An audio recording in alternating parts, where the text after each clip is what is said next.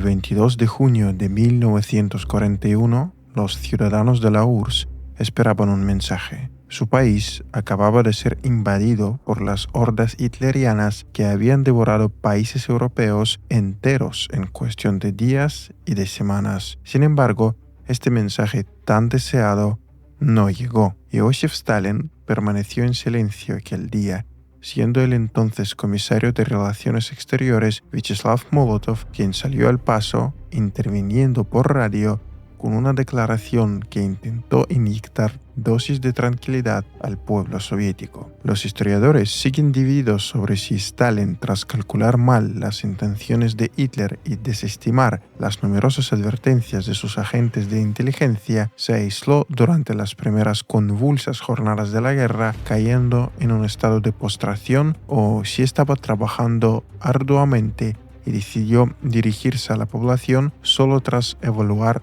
la situación en el frente y delinear sus próximos pasos para contener y finalmente derrotar al ejército nazi. En este episodio de Huellas Rusas nos alejaremos de esos acalorados debates para centrarnos en unas palabras que a simple vista podrían pasar desapercibidas, porque el momento en que Stalin se dirigió finalmente al pueblo, el 3 de julio de 1941, marcó un antes y un después para él mismo, un ateo obstinado que durante décadas había denostado y perseguido a los representantes de la Iglesia Ortodoxa rusa.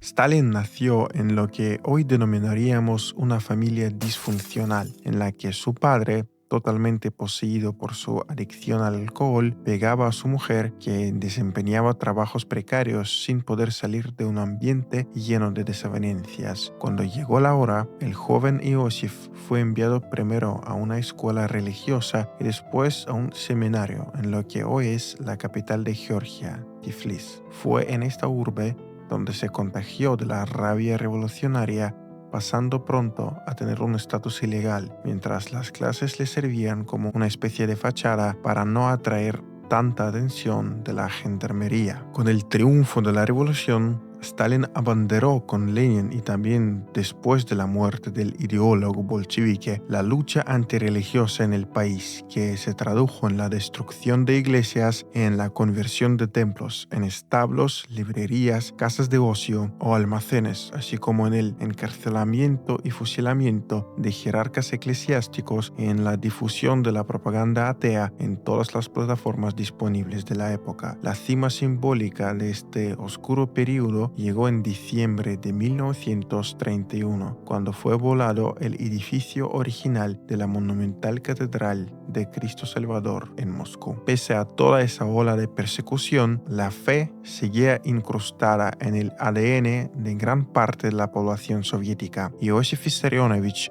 el antiguo estudiante de seminario, lo sabía mejor que nadie. Quizá esa fuera la razón por la que el 3 de julio de 1941, el Vozhd, definición tradicional de los líderes en Rusia, arrancó su discurso que los altavoces difundieron por todo el país con las siguientes palabras: camaradas, ciudadanos, hermanos y hermanas, combatientes de nuestro ejército y nuestra marina, me dirijo a ustedes, amigos míos. Al leer estas líneas, algunos incluso llegaron a decir que se trató de un arranque bastante inclusivo para un personaje como Stalin, pero lo que confiere a esa historia una dimensión más personal es que la versión inicial del borrador del discurso de Stalin solo incluía la fórmula oficial de camaradas, por lo que la apelación a los hermanos y hermanas no fue una coincidencia. Se trató de un llamado espiritual a unirse frente al enemigo común con la reconciliación, al menos temporal,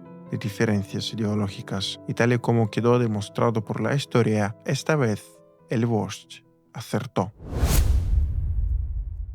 Stalin, que en aquel primer discurso llegó a plantear preguntas bastante incómodas para sí mismo y para el gobierno sobre el repliegue inicial del Ejército Rojo de sus posiciones, así como sobre la violación del pacto de no agresión firmado entre la URSS y la Alemania nazi en 1939, intentando disipar las dudas con un llamado a luchar e invocando la fe en sus propias fuerzas, apeló también al carácter crucial del rol de la Iglesia Ortodoxa. Y no se trata de ninguna exageración. Durante la guerra, la Iglesia Ortodoxa rusa no solo ayudó al Ejército Rojo en un plano espiritual, sirviendo como un pilar patriótico más, sino que lo hacía también en la práctica, con masivas campañas de recaudación de dinero para el ensamblaje de tanques y otra maquinaria de guerra, al tiempo que cuidaba a niños huérfanos o cuyos padres luchaban en el frente. Uno de los ejemplos que mejor ilustra el compromiso de la Iglesia con la causa común fue la colecta de donaciones para enviar al frente toda una columna de legendarios tanques T-34-85. La iniciativa arrancó a principios de 1943 y permitió recaudar, además de numerosos objetos de valor, más de 8 millones de rublos, con los que se pudo ensamblar 40 carros de combate que fueron entregados al ejército en marzo de 1944. La columna estaba cargada de simbolismo, ya que llevaba el nombre de Dmitri Donskoy, el príncipe de Moscú que aplastó a los mongoles en la crucial batalla de Kulikovo en el año 1380, lo que abrió el camino para la liberación de Rusia del yugo mongol tártaro. Durante la ceremonia de entrega de tanques, uno de los jerarcas que se refirió a Stalin como nuestro querido y genial vождь y nuestro padre común, se dirigió a los soldados en los siguientes términos: que estas máquinas de combate, guiadas por vuestra voluntad de victoria, firme como el granito, lleven la venganza y la muerte a los verdugos fascistas de nuestro pueblo, que han destrozado y bañado en sangre parte de nuestra sagrada patria, a esos satanistas, enemigos de la cultura y la felicidad del pueblo, enemigos de la humanidad, indignos de llevar el nombre de humanos, indignos de vivir en la tierra. Por aquel entonces, en la primavera de 1944, la Iglesia Ortodoxa rusa vivía inmersa en una nueva realidad, muy diferente a la de los años anteriores, con llamados a ejecutar unos planos quinquenales impíos. El 4 de septiembre de 1943, Joseph Stalin había recibido en una visita nocturna, tal y como solía hacer casi siempre, a varios jerarcas de la Iglesia, incluido el metropolita Sergio. ¿Cuál fue el resultado? Una breve nota del periódico oficial Pravda resaltaba el hecho de que el vождь se mostró comprensivo con las propuestas de los tres jerarcas invitados y afirmó que el gobierno no pondría obstáculos al respecto. Pero pronto esas frases oficiales cobraron forma. La Iglesia finalmente pudo elegir a su nuevo líder, convirtiéndose Sergio en el patriarca de Moscú y todas las Rusias, al tiempo que se permitió la edición de la revista del patriarcado, así como la convocatoria de cursos teológicos. Asimismo, empezaron a abrirse algunas iglesias que llevaban clausuradas desde la Revolución. Fue la segunda vez en el siglo XX que Rusia era testigo de la restauración del patriarcado, institución que fue abolida durante el reinado de Pedro el Grande y recuperada por primera vez en 1917 en los tumultuosos tiempos revolucionarios. Pero con Stalin y las autoridades soviéticas todo era distinto. Al fin y al cabo, los monarcas rusos siempre se han apoyado en la Iglesia Ortodoxa, transfiriendo la gobernanza eclesiástica a un órgano del poder denominado sínodo. Y ahora, tras décadas de propaganda ateísta con un sinfín de mensajes de todo tipo que hacían burla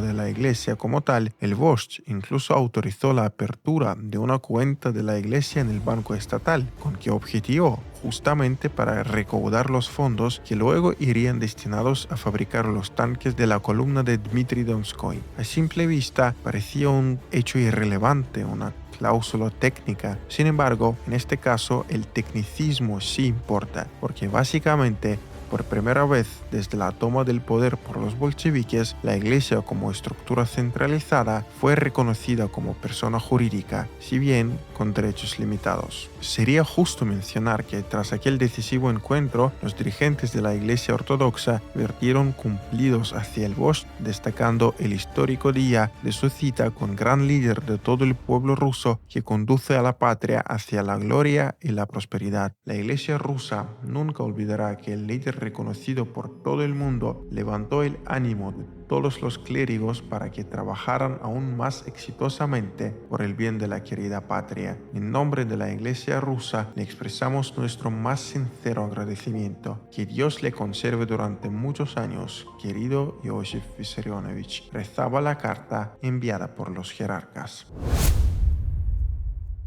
Para concluir, nos remontamos a una fecha que aparentemente poco tiene que ver con Stalin, la fe y la Iglesia en general. Hablamos del 7 de noviembre de 1941, el día en que las tropas soviéticas marcharon por la Plaza Roja en un legendario desfile que se desarrolló con el enemigo a las puertas de la capital y que mostró a todo el mundo que el Ejército Rojo no se daba por vencido. Sin embargo, el episodio que nos interesa es la intervención del propio Stalin. En la parte final de su discurso, el líder soviético, en su intento por animar a las tropas, evocó el glorioso pasado militar de los tiempos zaristas. La guerra que libran es una guerra de liberación, una guerra justa, que les inspire en esta guerra la valiente imagen de nuestros grandes antepasados, Alexander Nevsky, Dmitry Donskoy, Kuzma Minin, Dmitry Pozarsky, Alexander Suvorov y Mikhail Kutuzov. Sí, en la lista de héroes militares rusos figura Dmitry Donskoy, cuyo nombre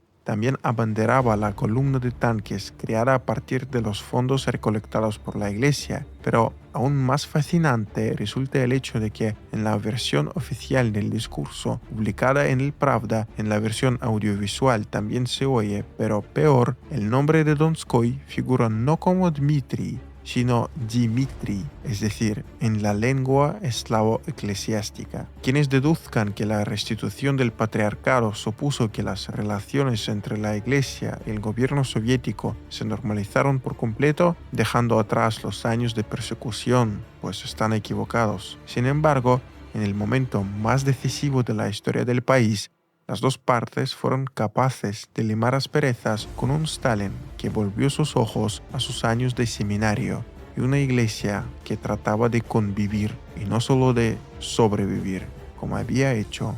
hasta entonces.